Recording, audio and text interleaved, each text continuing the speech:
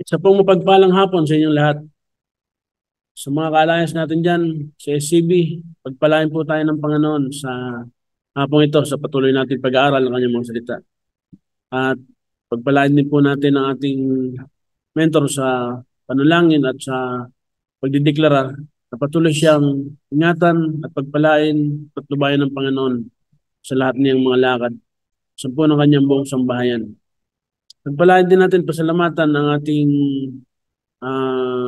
tech team sa pag-aabala nila sa paggagayak ng mga video na ito para po maipalabas ng maayos. Pagpalain kayo ng Panginoon.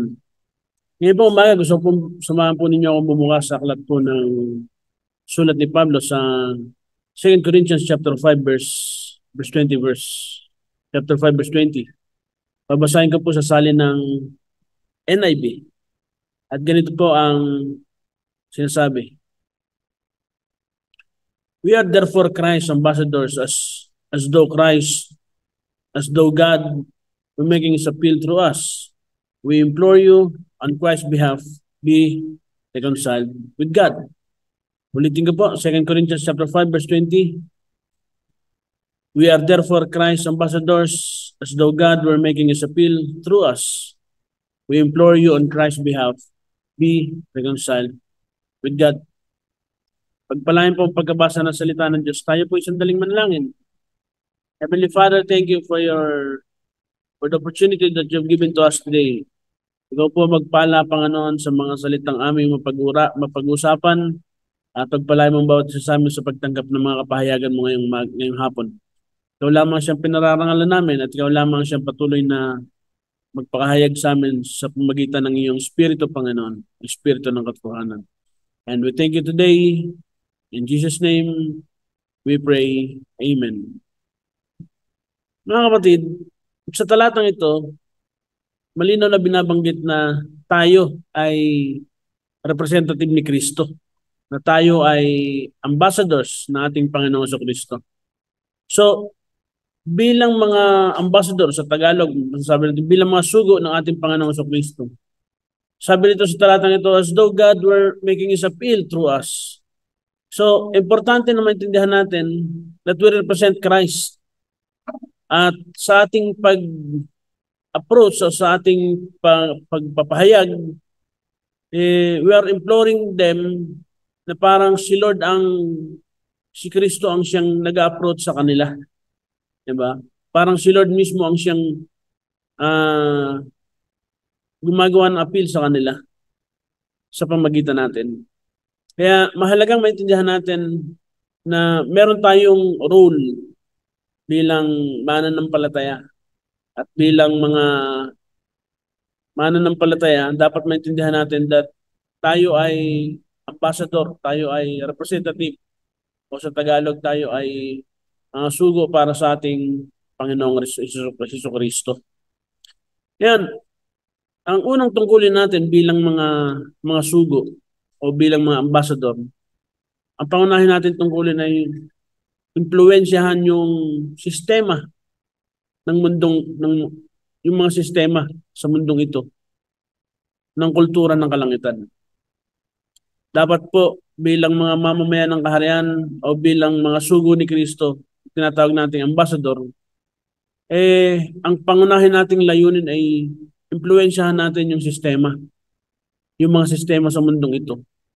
At impluwensyahan natin ng ating kultura o ng kultura ng kalangitan.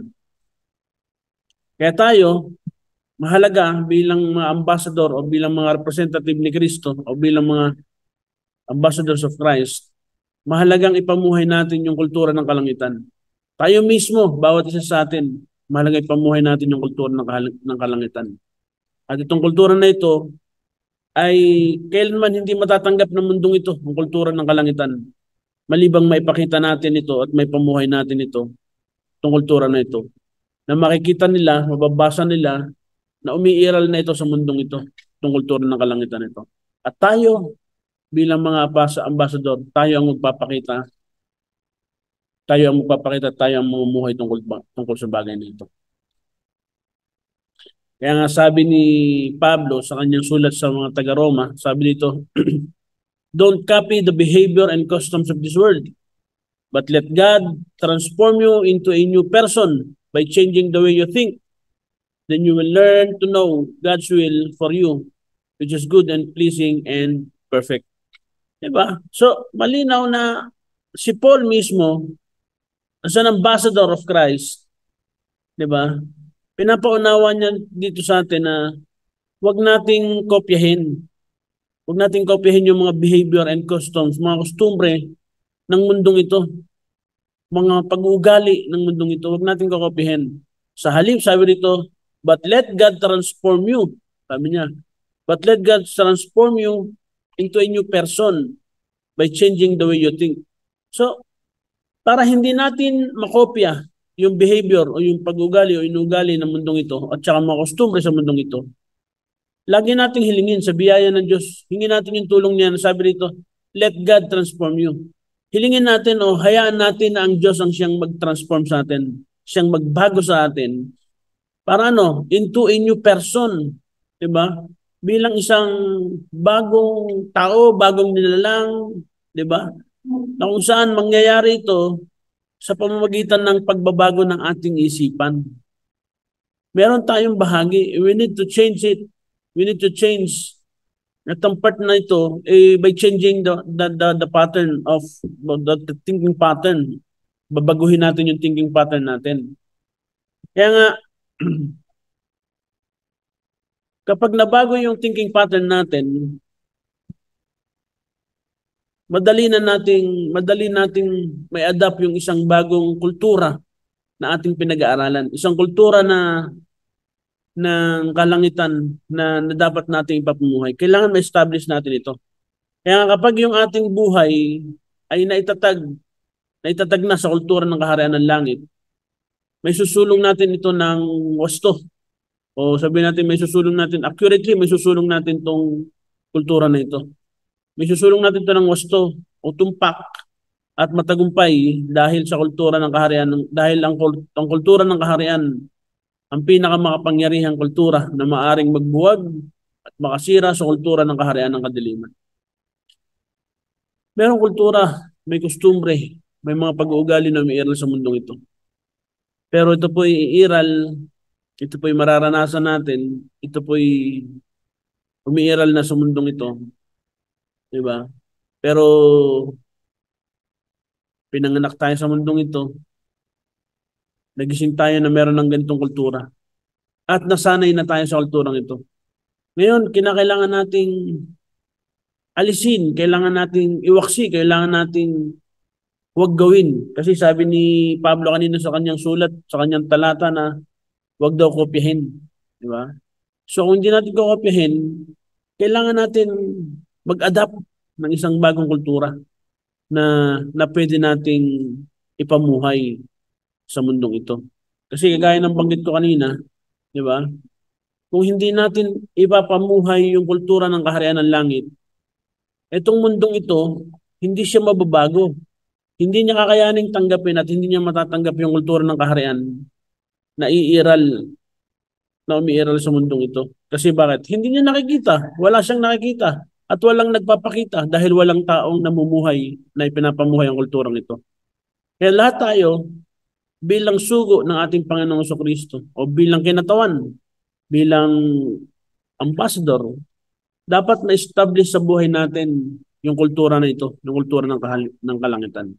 Upang ito ang siyang maipapamuhay natin kahit narito tayo sa mundong ito. Ang pag-uugali ng kaharian ng langit, ang kostumbre ng kaharian ng langit, yan ang ating maipapamuhay, maipapakita. Ngayon, tingnan natin, ano ba ang kultura? Di ba? Ang kultura ay ang pag-unlad ng intelektual na kakayahan at moral na kamalayan ng isang tao sa pamamagitan ng kombinasyon ng formal na pagtuturo at informal na pagmumodelo. So, ang kultura sa mundong ito, natutunan natin, di ba, nahubog yung ating intelektual na kakayahan dahil may nagturo nito sa atin. Dahil nakita natin ito. Dahil nakita natin ito sa magulang natin, nakita natin ito sa eskwelahan, natutunan natin sa eskwelahan, natutunan natin ito sa araw-araw nating pamumuhay, Kaya tayo nagkaroon ng intellectual na kakayahan at moral na kamalayan. Di ba? So yan ang kultura. Pag-unlad ng intellectual na kakayahan at moral na kamalayan ng isang tao sa pamamagitan ng kombinasyon ng formal na pagtuturo at informal na pagmodelo. So, natutunan natin na adapt natin yung kulturang ito kasi merong nagturo sa atin. Namulat na tayo sa kulturang ito at may nagturo sa atin at may nagmumodelo nito sa atin. So, same thing with this attitude o same thing sa kapareho nitong bagay na kung paano natin natutunan ng kulturang ito sa mundong ito. Ganon din natin ipakita yung kultura ng kaharian ng langit. Kailangan din maging bahagi tayo ng isang intelektual na kakayanan at moral na kamalayan ng mga tao tungkol sa kultura ng kaharian ng langit. At yan ay may ipapakita natin sa pamagitan ng formal na pagtuturo, sa pamagitan ng informal na pagmodelo. Diba? Let us model the word. Let us model the behavior of the kingdom. Let us model the principles of the kingdom. Let us live or let us teach, di ba? Kailangan magturo tayo. Kailangan ipakita natin sa pamagitan ng tamang pagmamodelo ng mga kultura na ito. So that itong mundong ginagalawan natin, makikita nila na mayroong umiiral na kaharian. Makikita nila na ang kultura ng kaharian, na mayroong ibang kulturang umiiral sa mundong ito. At kung makikita nila ito'y maganda, at ito'y mas makapangyarihan, mas kapangipanganabang, mas makabuluhan, maraming taong mag-a-adapt ng kulturang ito. At ma-adapt ng mga tao yan, ma-adapt ng mundo yan sa pamagitan mo, sa pamagitan ko, sa pamagitan nating lahat na mga naging sugo ng ating Panginoong Jesucristo. Yan po. Kaya ipamuhay natin ang kultura. Magturo tayo para ma-develop yung isang panibagong intelektual na kakayahan at panibagong moral na kamalayan tungkol sa kultura ng kaharian ng langit. Ngayon, balikan natin ito.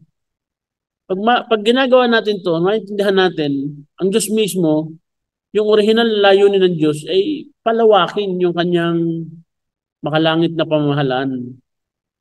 Palawakin niya at extend niya dito sa lupa. At ang kanyang plano para sa pagsasakatuparan nito ay magtatag ng isang kolonya sa langit. Isang kolonya ng langit dito sa lupa. Di ba? So, para magkaroon ng expansion o ng advancement, di ba?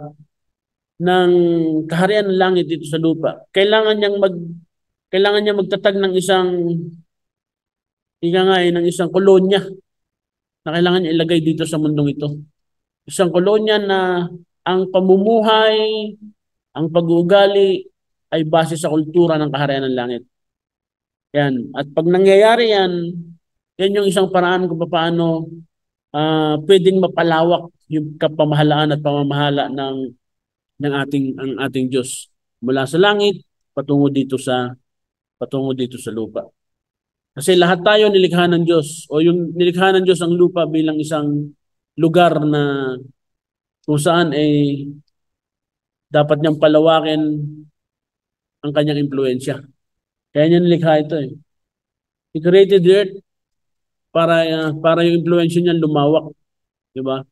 Ngunit, nais niya itong gawin sa pamagitan ng sangkatauhan, hindi sa kanyang sarili.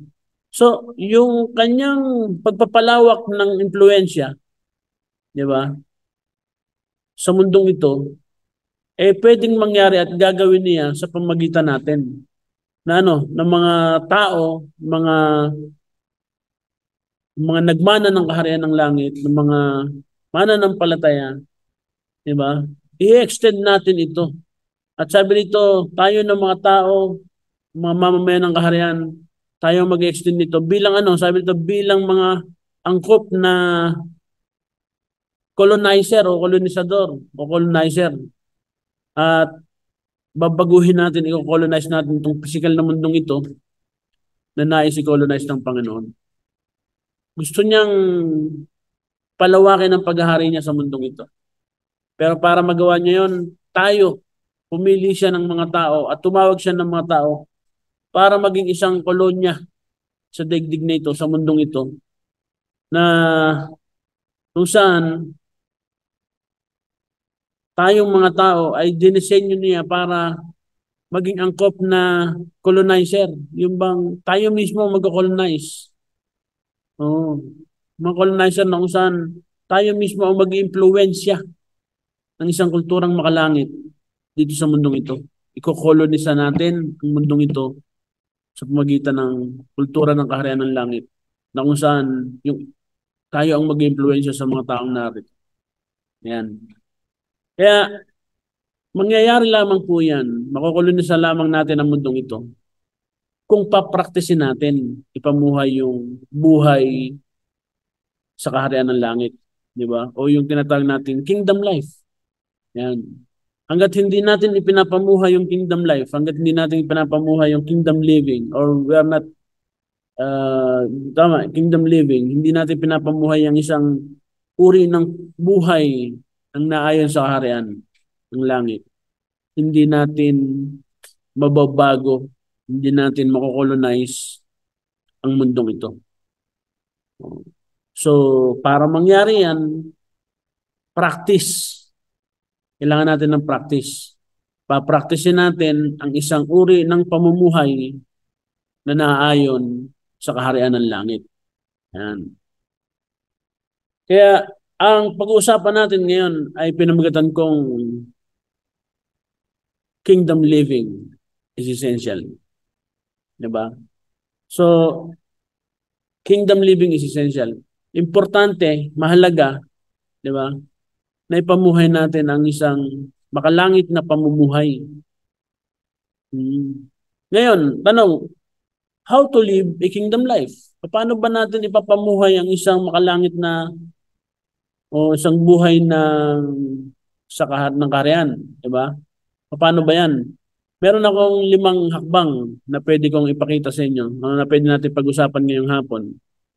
Mga 5 phases ng paano natin ipapamuhay ang isang buhay sa kaharian habang nandito tayo sa lupa.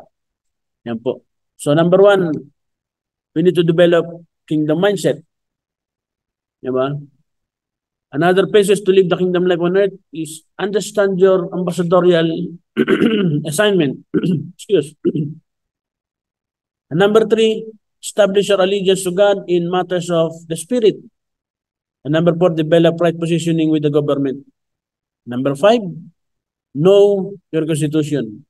That was the phases. That was the phases to live the kingdom life on earth. Mga hakbang ito kung paano natin ipapamuhay ang isang buhay na ayon sa kaharian. So tingnan natin, number 1, develop kingdom mindset. Ito yung unang hakbang. We need to develop a kingdom mindset. Paano yan? Sabi ni Jesus, repent. Diba?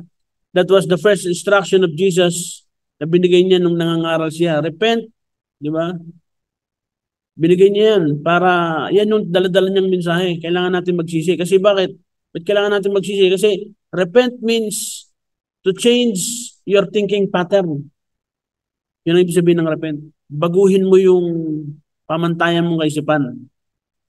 Pamantayan ng kaisipan mo. Yung mga thinking pattern mo. Yung pang ibig sabihin ng repent. Kaya, yung unang magiging reaction mo to develop a kingdom mindset, your first reaction, di ba, to live a kingdom life on earth, is to shift your thinking. Papalitan mo yung iniisip mo at magsisimula kang mag-isip, sabi dito, and start thinking in terms of kingdom concept rather than religious context. Diba? Ang iisipin mo na yung bagay sa kaharian, hindi na yung mga religious context tungkol sa relihiyon. Kasi mas madalas ang mensahe natin, Great Commission, evangelism, prosperity teaching, salvation. Nothing wrong with the teachings. Nothing wrong with that mga messages. Pero hindi yun ang primary message. Di ba? Mahalaga yung mga mensahe na yun. Pero we need to see what is the primary message of Christ. To repent because the kingdom is already here. Diba? So, pag nagsisi tayo, ang ibig sabihin nun, babaguhin natin yung ating kaisipan mula doon sa isang kasanayan ng pamumuhay sa kasalanan at sa pagiging relihiyoso. Babaguhin natin sa isang uri ng pamumuhay na tayo ay parang mga mamamayan ng kaharian ng langit. Diba? So, dun yan. Kakalimutan natin yung pagiging relihiyoso. At talikuran natin yung mga practice ng religion. Diba? Kakalimutan natin yan. Bagos yung isipan natin ay nakakontextualize doon sa kaharian ng langit. Diba? So kaya, pagka nagkakaroon tayo ng thinking pattern, nag-change yung ating thinking pattern, darating sa punto na ikaw mismo, dapat tingnan mo yung sarili mo, tingnan mo, dapat makita mo si Lord. Diba? Dapat makita mo si Lord, hindi bilang isang religious deity. Diba? Instead of seeing God as a religious deity, start seeing Him as the king of your country. Oh. Sa halip na tinitingnan mo ang Diyos na religious deity, tingnan mo siya at hanapin mo siya bilang isang hari ng iyong bansa. Diba? Begin to think yourself as a kingdom citizen whom the government is committed. So, pag iniisip mo, pag tinitingnan mo si Lord o ang Diyos, tinitingnan mo siya as a king of your country, di ba? Dapat mong maintindihan, isipin mo din na ikaw ay mamamayan ng kanyang kaharian. Di ba? Dapat din nating isipin na ikaw ay mamamayan ng kanyang kaharian. Kaya, mahalagang maintindihan natin to, ma-develop yung kingdom mindset natin pagdating sa para po tayo makapamuhay ng isang makalangit o pamumuhay sa kaharian. Yung tinatawag nating kingdom life. Di ba? Ano pa? Bahagi ng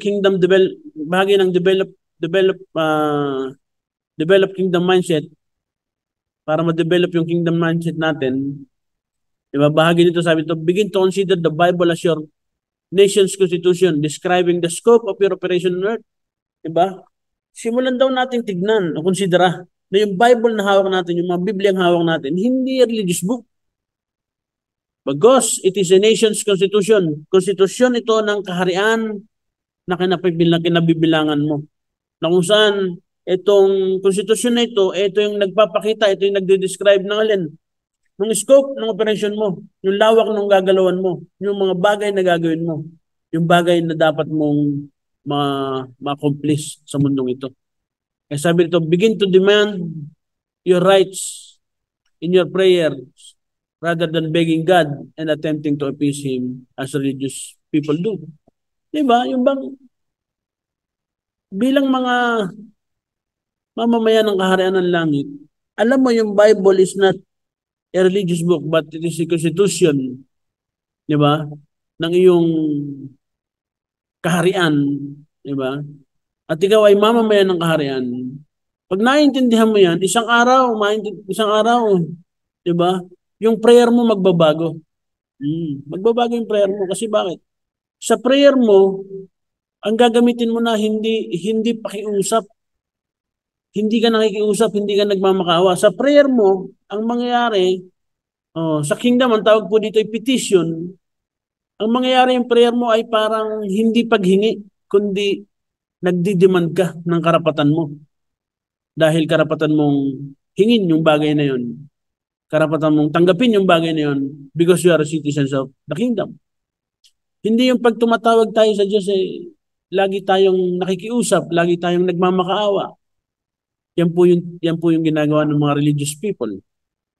Diba? They are begging for God to help them, to heal them, to provide them, to bless them, to protect them, to cover them. They are begging for God.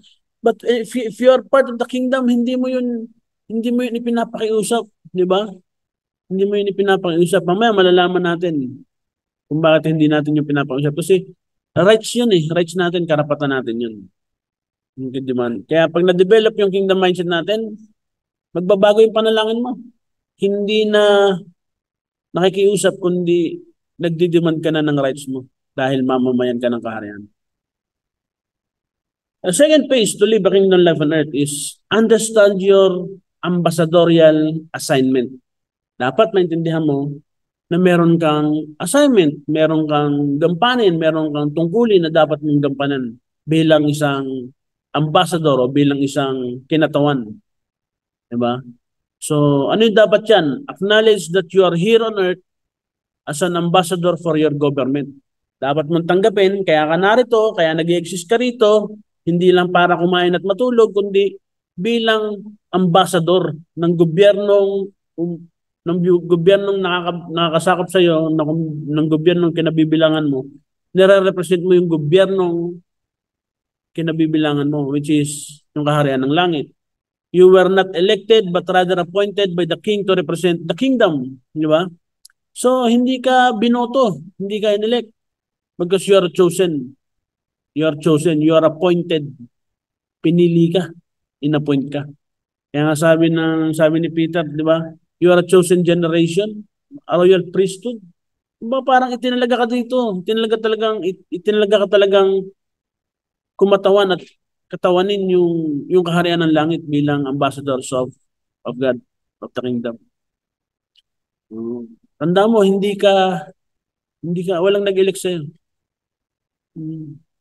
You are chosen and you are appointed to become an ambassador of Christ dito sa mundong ito. So, why? Kasi yan yung assignment mo. Yan yung ambassadorial assignment mo. At bilang ambassador, dapat mo maintindihan that you are dedicated entirely to the kingdom's interest and must demonstrate this in your daily activities. Diba?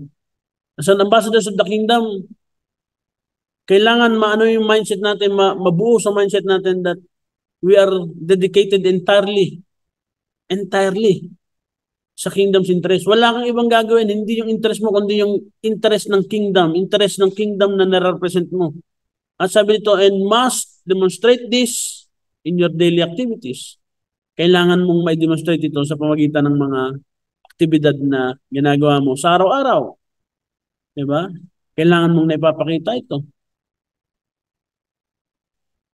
And as an ambassador, you are not to become a citizen of earth despite living in another country. You retain kingdom citizen and your goal is to influence the territory of earth for your government. This is your primary mission on earth. Lahat tayo may mission. At ang primary mission natin is to influence the territory. Diba? Lahat ng teritoryo ng earth nito is to influence natin sa pamagitan ng ating pagkamamamayan. Diba? Pinapanatili natin yung ating pagkamamamayan sa mundong ito at ini-influensahan natin ang mga teritoryo sa mundong ito, diba? Mga marketplace sa mundong ito, ini-influensahan natin ng kultura ng kaharian. That was our mission. That was our assignment as an ambassador. Diba? Let's go to number 3. Let's go to the number 3 phases to live the kingdom life on earth. Sabi rito, Jesus was asked if taxes were to be paid or not. Diba? He said, whatever belongs to Caesar should be given to Caesar, and whatever belongs to God should be given to God.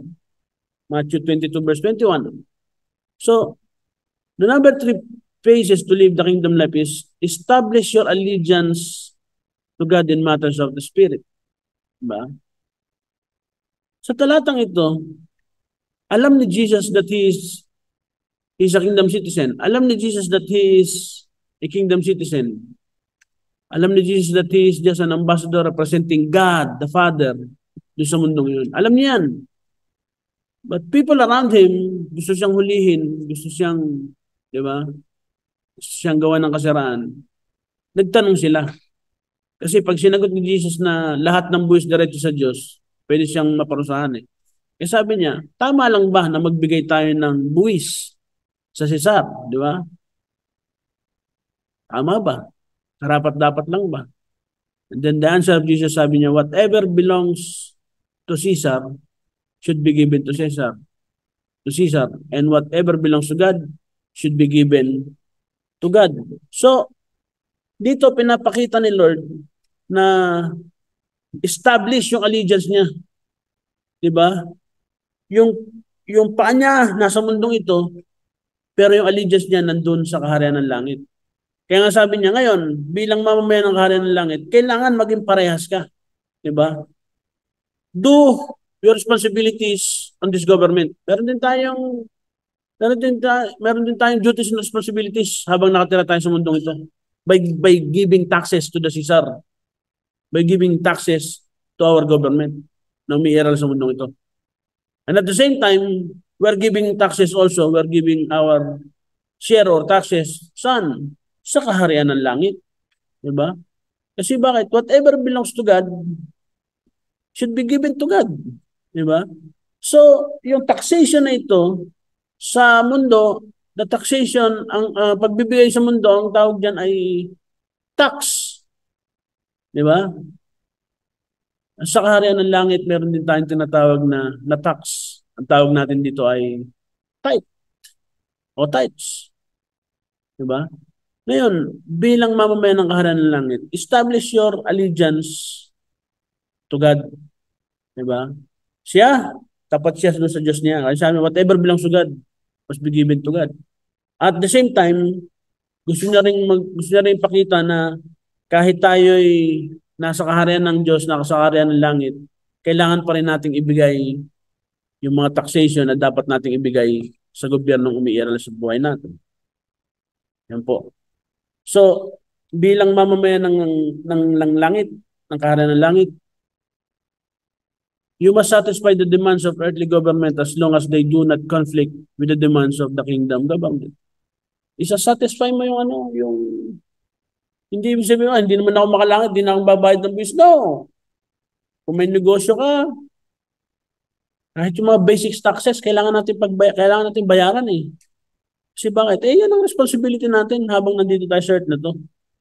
But instead, sa halip, bagkos ang gawin natin na ginagawa natin yan, hanggat walang conflict na nangyayari sa gobyernong umiiral sa buhay natin, maging matapat tayo sa gobyernong nakakasakop sa atin sa mundong ito. Di ba? Pero kung sakali man, ang loyalty natin, kung magkakaroon man ng conflict, di ba? Ang magiging allegiance natin ay doon sa gobyerno pa rin na umiiral sa buhay natin, which is the kingdom of God. So, when there is a conflict of demands, you must declare your allegiance to God, just as Daniel did. Diba? Minsan kasi may mga batas na kukontra yan sa atin eh. Kukontra dun sa batas na umiiral sa kaharian. At tulad yan, kung matutuloy yung SOGI bill, diba? Maraming mga inconsistency sa batas na yan na pwedeng makapagdala ng conflict sa pagpapractice natin ng kaharian ng langit. Diba? Pero kung sakali man, sabi nito, when there is a conflict of demands, you must declare your allegiance to God, just as Daniel did. Diba? Alala nyo, si Daniel, si Shadrach, Meshach, and Abednego. Diba? May conflict eh. Sa kanilang practice. Nandun sila sa mundo, nasa Babylon sila, pero they are practicing the culture, diba? They're living a kingdom life habang nasa Babylon sila. Pero biglang merong challenge, biglang merong conflict. Sabi, dapat sumamba ka sa rebultong ito. Sabi kay Daniel, dapat hindi ka mananalangin ng alas 3 ng hapon. Diba? So, that was the challenge. That was the conflict that was being arise, that arise doon sa panahon nila. Pero anong pinili nila? Di ba? Ang pinili nila yung katapatan nila sa Diyos. Ang pinili nila yung katapatan nila sa Diyos na naghahari sa kanila. Kaya sabi ni Shadrach, Meshach, and Abednego, mahal na hari, hindi po namin sasambahin ang rebultong yan. Ngayon, kung naniniwala po kami, tutulungan kami ng Diyos. Kung kami may papawarsahan sa hindi namin pagsamba dyan. Ngayon, sabi niya, kung hindi man po kami tulungan ng Diyos sa parusahan tatamuhin namin, hindi pa rin po kami Sasamba sa rebultong yan. Diba? Kasi bakit? Yung loyalty nila, yung allegiance nila, naroon sa Diyos na pinaglilingkuran nila. Nandoon sa hari na pinaglilingkuran nila. Same thing with Daniel. Sabi niya, may batas na na huwag manalangin. Pero alam niyang magiging conflict yun eh. But still, he chose to pray. Pinili niyang manalangin. Pinili niya pa rin manalangin. Kaya, sa buhay natin, habang nandito tayo sa mundo, one day, mag-a-arise ang isang conflict of the month. Anong pipiliin natin? Di ba? Let us choose, di ba, our allegiance to God. At dahil doon sa bagay na yun, kagaya ng nangyari kay na Daniel at kay na Shadrach and Meshach, Abednego, di ba? Nagkaroon ng intervention si Lord sa buhay nila. Daniel, anong ginawa ng Lord? Pinatahimik niya yung mga leon. Sabi ni Lord sa mga leon, huwag niyong kakainin yan. Di ba? So buong magdamag, hindi kumain yung mga leon. Si Daniel, buhay lang. Hanggang sa kinaumagahan, hinango siya sa kulungan ng mga leon dahil buhay pa siya at di siya kanain. Doon napakita na yung allegiance niya sa Diyos na pinili niya, yun din ang tumulong sa kanya to survive, masurvive yung overnight na punishment na hindi siya ginalaw ng mga leon. Sa paningin ng mga tao, imposible dahil ang leon ay talagang kumakain ng laman, kumakain ng buhay. So, nakita nila yung intervention ng Lord sa nangyari kay Daniel. Same thing with Shadrach, Meshach and Abednego. Nasilip ng hari, sabi niya, di ba 3 lang ang hinagis natin? Bakit naging 4 na sila? Yan.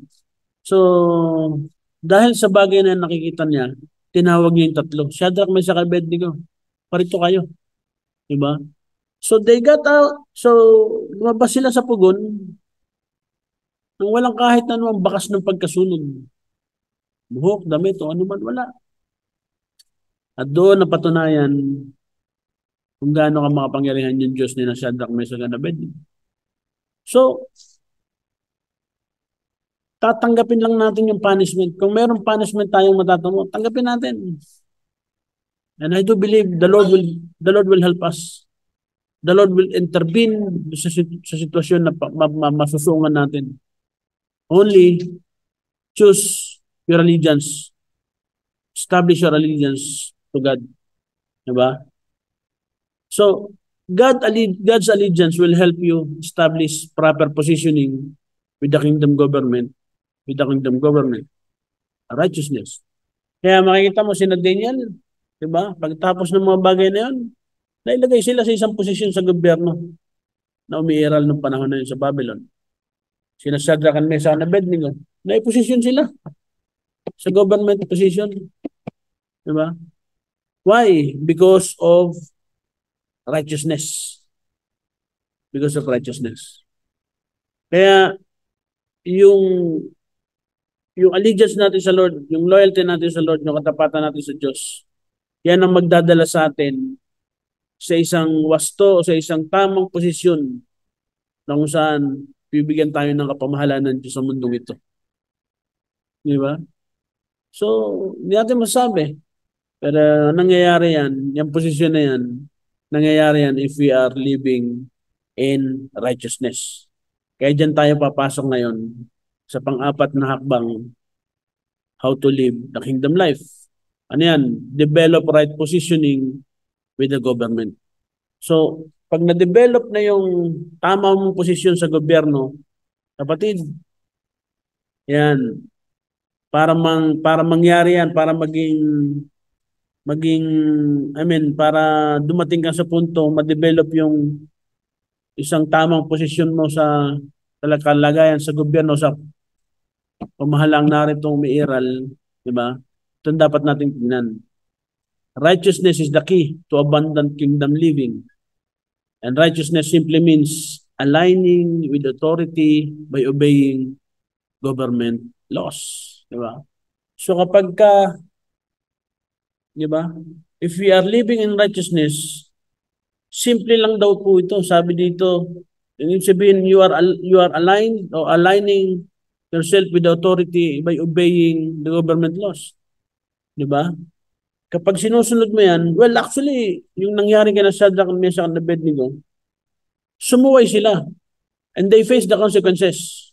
Pero dahil doon, the Lord raised them up.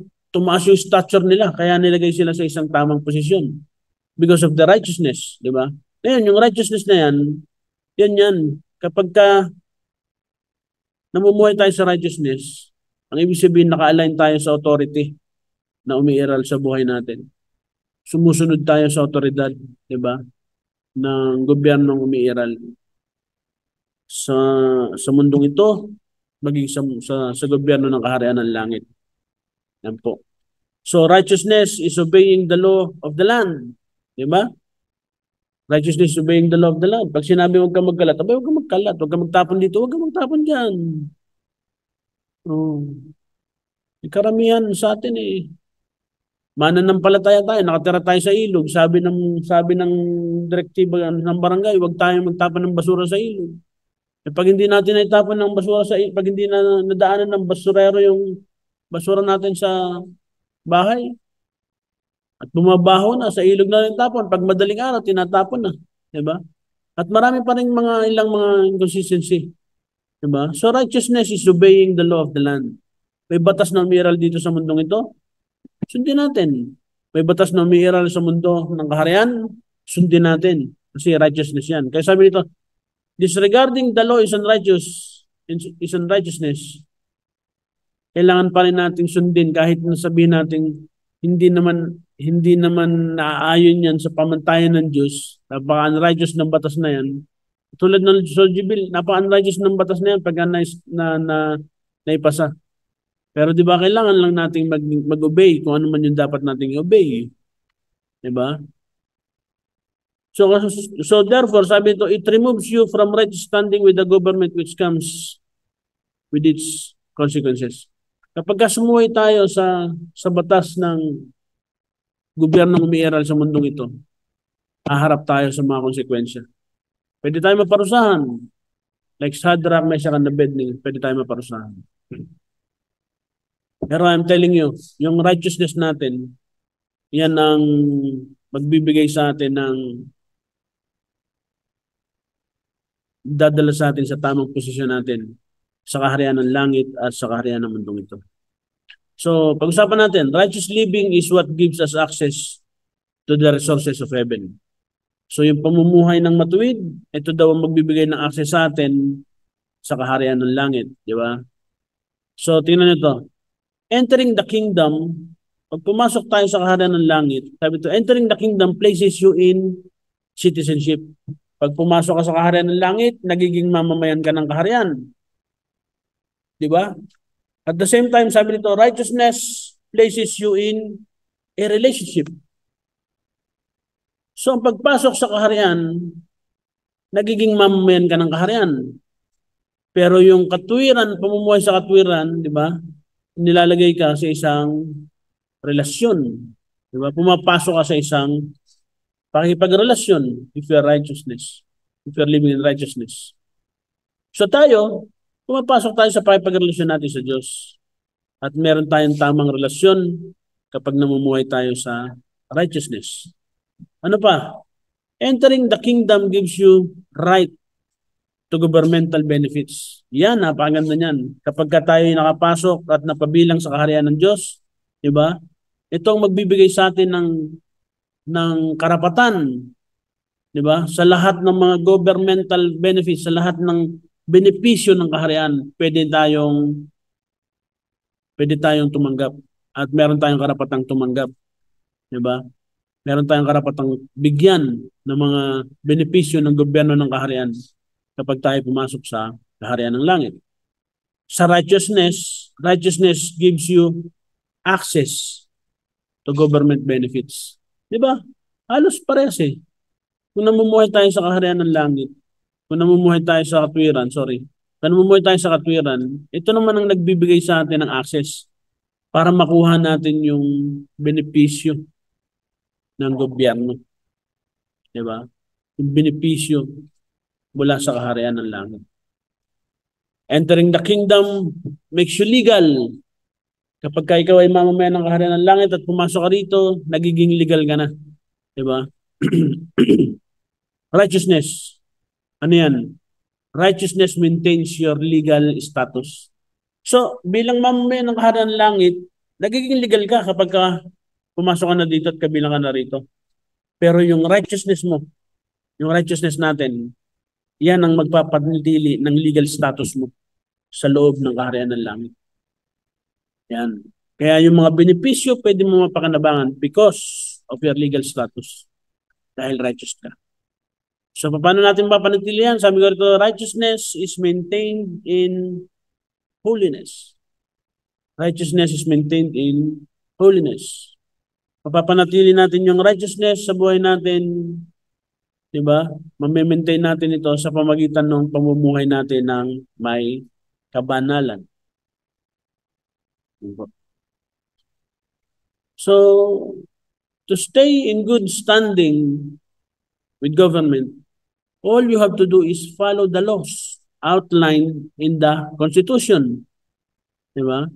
Para manatili daw tayo in good standing sa gobyerno ng kaharian ng langit, kailangan daw nating sundin mabuti yung nakaguhit, naka-outline, nakasulat sa ating konstitusyon, which is the Bible. Kaya pag sinabi ng Bible, di ba, if the Bible says, pay your tithe, and that was a form of tax, so saan? Sa God's government, it is a form of taxation, dun sa government ng ating Diyos, di ba? Sa gobyerno ng kaharian. Kasi bakit? Yun yung naka-outline doon sa konstitusyon na gamit-gamit natin, yung Bible. Diba? So, once you remain in righteousness, diba? Pwede nating masecure to eh. Kapag tayo nananatili sa righteousness, namumuhay tayo, na-maintain natin yung righteousness o nananatili tayong namumuhay sa righteousness. Sabi dito, nasisecure natin ang alin?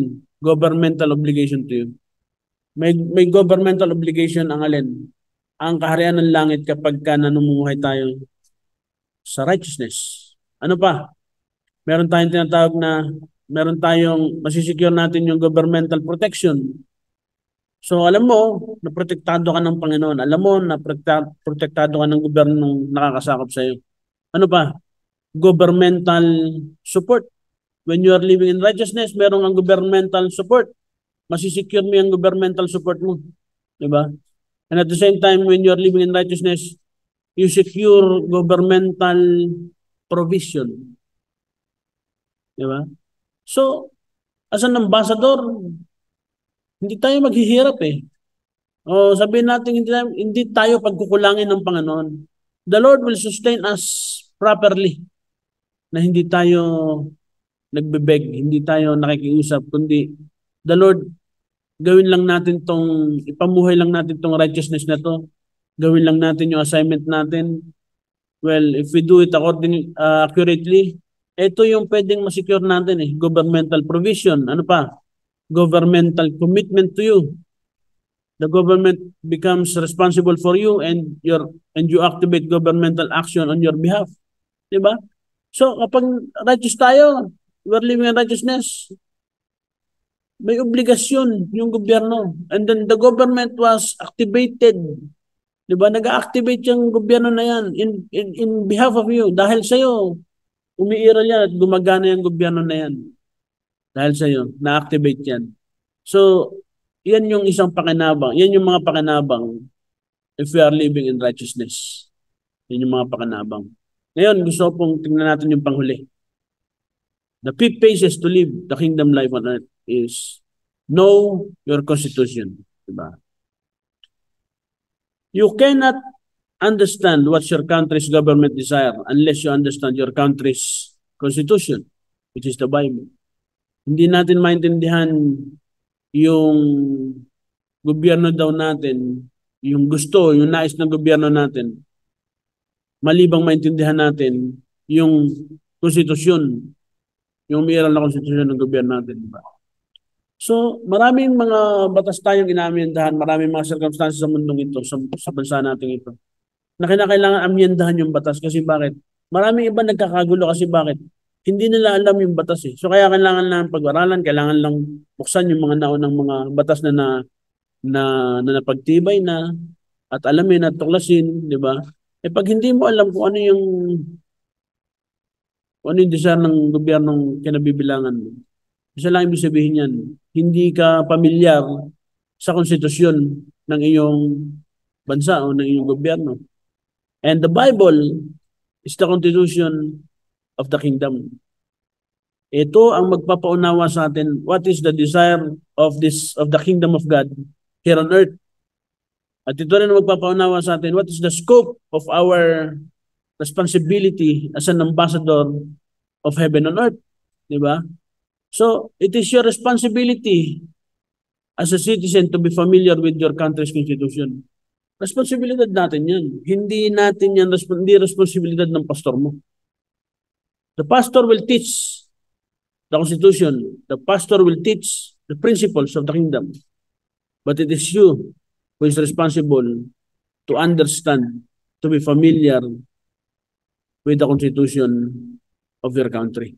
Tayo ang responsable dito. Kaya tayo ang hahanap. Diba? Ginagabayan lang tayo ng mga pastor natin. Pinapatnubayan lang tayo. They were just teaching us a higher dimension principles of the kingdom. Pwede yan eh. Pero tayo, may isang particularly, tayo mismo aalamin mo kung ano yung karapatan mo, kung ano yung nakasulat sa konstitusyon, para yung nakasulat sa konstitusyon ng kaharian, yun ang nilalakaran natin at yun ang pinapamuhay natin. And that would bring us to victory. So, tingnan natin, not knowing your constitution puts you a loss in two areas. Number one, kung hindi mo daw alam yung konstitusyon mo, mawawala sa ito. Ano yun? Number one, you will violate them, resulting in legal penalty and loss of alignment with the government. So, pag hindi mo alam yung konstitusyon mo, itong mangyayari sa'yo. Pwede mong ma-violate yung mga legal, yung mga bagay na nakasulat diyan, 'di ba? Ano magre-resulta ng mga legal penalty? Talagang may penalty, may kaparusahan na hahantong saan? Nahantong doon sa punto na mawala yung alignment mo doon sa gobyernong umiiral sa iyo. No wonder kaya minsan mayroon tayong mga prayer na hindi na nasasagot kasi bakit? Number one problem is yung proper alignment natin nawala na. Diba? So, it is very important to understand and know our constitution. Kasi bakit? Para magabayan tayong mabuti sa lahat ng hakbang na ginagawa natin. Lahat makita natin yung detalye, paano tayo mamumuhay, paano natin ipapamuhay yung buhay sa kaharian. Ano pa? Not knowing your constitution puts you at a loss in two areas. Number two, sabi ito, you will be ignorant of your rights, privileges as a citizen, and you cannot claim them. Wala, di magiging mangmang tayo saan? Sa karapatan natin. Magiging mangmang tayo saan? Mawawalan, hindi natin malalaman yung mga pribilehiyo. Ba, meron pala akong ganitong pribilehiyo. Diba? So, yung kriminal nga na nahuhuli ng pulis, diba? Binabasahan sila ng Miranda rights eh. So, sabihin, pag hindi mo alam yan, yung batas ituturo sa'yo, itong karapatan mo. Diba? Eh ngayon, tinuturo na sa'yo, ayaw mo makinig, ayaw mo pakinggan. Tinuturo na ng mga pastor natin yung mga prinsipyo. Hindi ka pa rin tumatanggap. Ayaw mo pa rin pakinggan, ayaw mo pa rin paniwalaan. That would make us ignorant. Di ba? So yun ang nangyayari. Kaya, alamin natin mga kapatid. Alamin natin yung Constitution. Let us not neglect the power of Constitution. Let us not neglect yung Bible, which is the Constitution of the Kingdom. Ito ang magbibigay sa atin ng tamang pamantayan ng pamumuhay. Di ba? So I hope na meron po tayong nakitang mahalagang mga bagay na pwede nating taglayin. Ito po yung mga hakbang kung paano natin ipapamuhay yung kingdom life. This is the step or the phases to live the kingdom life on earth. Ngayon, bilang pagtatapos natin, gusto ko pong iwan sa inyo itong ilang mga kaisipan na ito. Itong ilang mga prinsipyo o sabihin natin ilang mga aplikasyon sa buhay na pwede natin gawin. Ganito natin isasabuhay ang lahat ng pinag-aralan natin ngayong hapon. Number 1, develop a kingdom mindset by renewing your mind in accordance to the kingdom's pattern. Yan. So, develop a kingdom mindset by renewing your mind in accordance to the kingdom's pattern. Yan po ang dapat natin gawin. Yan po dapat natin ipamuhay. Sikapin natin ma-develop yung mindset natin na nagbabago, na may isang bagong kaisipan na nakaayon sa pattern ng kaharian. And number 2, you must acknowledge your ambassadorial responsibilities. Kailangan tanggapin mo na ikaw ay kinatawan ng Diyos, kinatawan ng kaharian ng langit sa mundong ito. At meron kang assignment. Kailangan tanggapin natin yan. And number 3, build your spiritual allegiance to God. Position yourself right. Build your spiritual allegiance to God. So wala kang ibang pagtatapatan, wala kang ibang loyalty, kundi yung ating Diyos, yung hari ng iyong ng iyong bansa, which is God, di ba? And number 4, position yourself right in the government of the kingdom of heaven. Yan. So, ipoposisyon mo yung sarili mo, lalagay mo yung sarili mo sa isang tamang posisyon sa gobyerno ng kaharian ng langit. Paano? By living in righteousness. By living in righteousness. And then last, understand and learn about your constitution.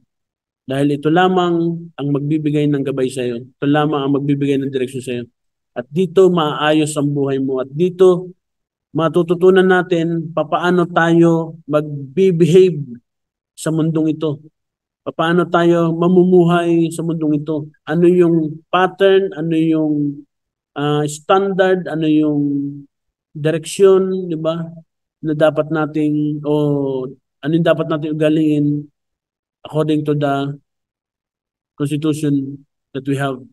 Yung scope ng ating behavior, yung scope ng ating assignment, yung scope ng ating responsibilities, ito natin matututunan if we understand and learn our own constitution, which is the Bible. So pagpalain po tayo ng salita, pagpalain po tayo ng Panginoon, pagpalain po niya ang bawat isa sa atin sa mga salita niya ito na tinanggap natin. I hope na mayroon po tayong nakuhang mga karunungan na siyang pwede nating may pamuhay upang maging mabuti tayong katiwala at kinatawan ng ating Panginoon sa mundong ito. Lahat po tayo ay kinatawan ng Panginoon sa mundong ito. The church is the embassy of the kingdom. The church is the embassy of the kingdom of heaven. At ang mga tao sa embassy of the kingdom of heaven is the colony. Kaya pag nagsama-sama tayo, isa tayong kolonya. Isa tayong malaking kolonya ng kaharian ng langit na kung saan tayo ang mag-iimpluwensya, tayo ang magkukolonisa, tayo ang magdadala ng isang kultura at isang mga kultura at prinsipyo at mga values ng kaharian ng langit na may papakita natin dito upang nang sa gayon makita ng tao na meron palang ganitong values, na meron palang ganitong kultura na pwede nilang kawilihan dahil tayo ay namumuhay accurately sa mga prinsipyo nito. And the Lord, the Spirit of God and the Lord is within us, is with us sa pamumuhay natin sa katwiran sa mundong ito. Pagpalain po kayo ng Panginoon at ingatan po niya kayo sa po ng inyong mga mahal sa buhay. At pagpalain po ang salita ng Diyos na ating pinagbulayan sa Kanya lamang ang kapurihan. God bless you all po. Magandang hapon. Magandang hapon sa inyong lahat.